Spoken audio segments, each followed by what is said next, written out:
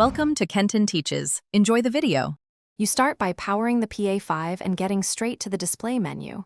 Don't delay. Once you're in, navigate to background or wallpaper and note the current image so you can revert if needed. If you'll load a custom file, make sure it's PNG or JPG, matches the Pa5 resolution, and stays under the 5 MB limit. Connect your USB or SD now, because while you set options, you want files ready to import. This saves time and avoids interruptions. You import the image by choosing Import from USB or SD and selecting the file. Make sure you pick the correct folder. Once loaded, use the crop and scale controls to match the Pa5 aspect ratio, 16:9, or the device resolution, because mismatched images distort. Preview the result. If edges are cut, adjust scale rather than stretching.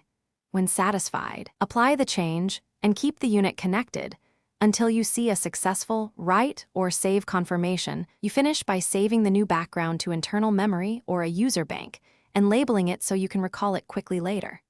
After saving, reboot the Pa5 and inspect the background across angles and lighting to ensure colors and contrast are stable.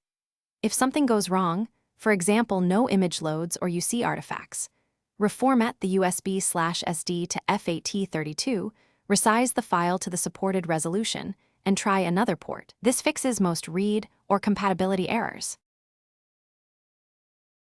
Thanks for watching. Please subscribe if this video was helpful.